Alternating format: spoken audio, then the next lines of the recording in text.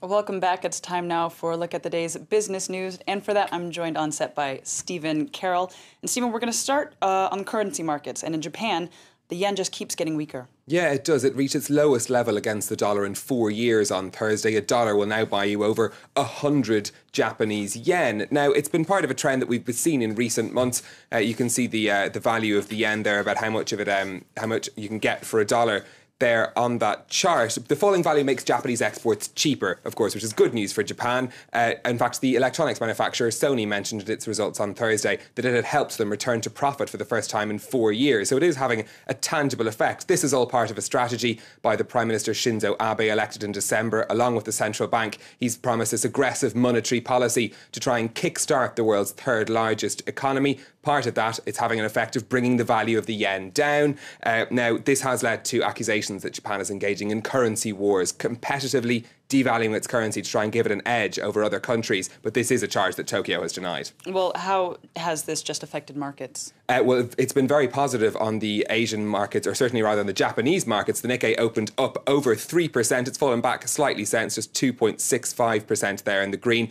A negative effect, though, on South Korea's Kospi. That's because exporters there are worried that they're going to lose their edge as the value of the yen comes down. So not good news for everyone. Mixed picture on the Asian markets. OK, well, we head now to the UK, where finance ministers and central bankers from the G7 are meeting later this Friday. Yeah, Britain's Chancellor George Osborne is chairing this meeting from the G7 group of industrialised economies just outside London. They're going to be meeting. They're expected to discuss measures to restore growth in the G7, particularly in terms of what central banks can do to help that. Now, they'll also be talking about bank regulation and tax avoidance, something we've been hearing a lot about recently with this talk of global tax havens. Of course, this ongoing debate about austerity will be discussed as well, and whether or not it's a good move for developed nations to keep cutting. Well, as you say, the debate over austerity is one that's been raging for some time here in Europe. Slovenia is the latest eurozone country to bring in tax hikes and spending cuts in an effort to get its finances in order and avoid an international bailout. Kyle Brown has the details. On Thursday, the Slovenian Prime Minister announced a series of measures intended to make big savings and resuscitate the economy. When we talk about resuscitating the economy, we are talking about the improvement of the financial status of banks and at the same time restructuring companies and freeing them from debt. On the other hand, we're talking about improving corporate management and privatization. The government also plans to partly privatize 15 state-run companies, including the country's second-largest bank, Nova Kreditna Banka Maribor, Telekom Slovenia, Airline Adria Airways, and Ljubljana Airport. The sell-off is part of Slovenia's plan to avoid becoming the sixth eurozone country to seek an emergency bailout after Greece, Ireland, Portugal, Spain, and Cyprus. Slovenia's problems began with its 5 state-owned banks.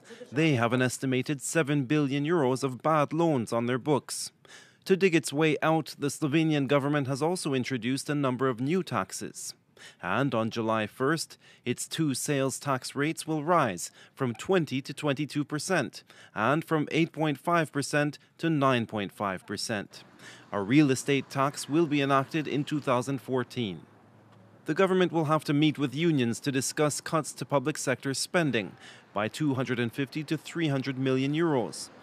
The austerity plan, which seeks to raise more than 500 million euros, will have to be approved by Slovenia's parliament and then handed to the European Commission, which is expected to discuss it this month.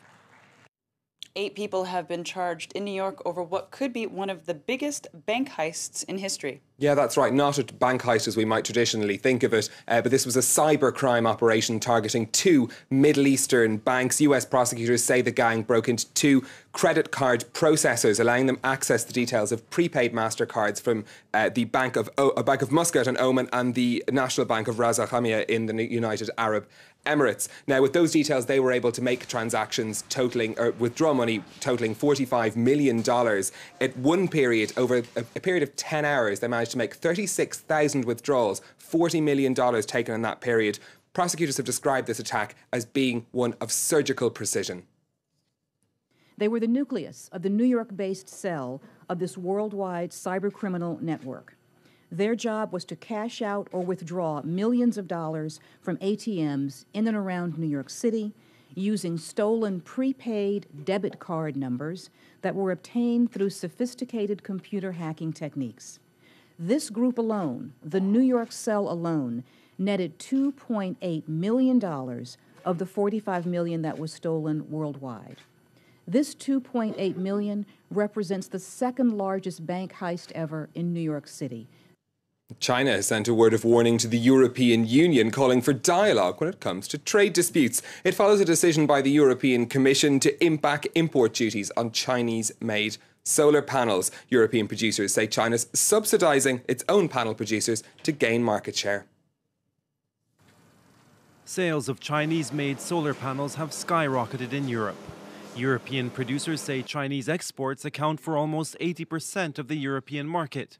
They also say Chinese companies have come to dominate the market with the help of government subsidies and other unfair advantages. On Wednesday, the European Commission agreed to impose punitive duties averaging more than 47%. The tariffs would affect some 100 Chinese companies. No word yet of any retaliation from the Chinese government. But on Thursday, a request that the EU rethink the tough tariff. When handling trade friction between China and the EU, we hope both sides can maintain a cooperative spirit and properly resolve differences and disputes through constructive dialogue and negotiations. The European solar industry has also called for calm, warning that high duties would cost Europe thousands of green jobs and billions of euros. The EU is China's largest export market and has already clashed with the country in the past. Last fall, the EU launched investigations into whether Chinese exports were unfairly subsidized. Some of the findings could come out as early as next month. A quick look now at some of the day's companies' news, and shares in the American bookseller Barnes & Noble have jumped by 22% on Thursday after reports that Microsoft might want to buy out its joint digital venture. The Nook e-reader had been losing money as it struggled against competition from the likes of Amazon's Kindle. The website TechCrunch is reporting that Microsoft proposed a $1 billion offer to buy the hardware and software as well as its ebook library. Boeing says it's increased the rate of production on its troubled 787 Dreamliner. No new jets have been delivered since the aircraft maker was forced to suspend flights of the model in January. Boeing is aiming to put 60 new Dreamliners in the skies by the end of this year. It comes as Air India says it's hoping to resume flights with its Dreamliners by the end of the month. And pre-tax profit at the steelmaker ArcelorMittal fell by 26% in the first 3 months of the year compared with the same period last year. The company earned €1.2 billion in the first quarter, which was higher than had been expected. After tax and other deductions, though, the firm is expecting a loss of €265 million. So we're going to end with YouTube, which is something internet users spend a lot of time on, but the site is now introducing channels that you'll have to pay for. Yeah, a big change for YouTube, owned by Google, of course. They've launched 50 channels, which are subscriber-based, so you'll have to pay anything from 99 cents up to $8 a month for the content of it. Includes the likes of National Geographic Kids, Prime Zone Sports and many more as well. YouTube says this is the start of a whole range of paid channels they're going to be offering.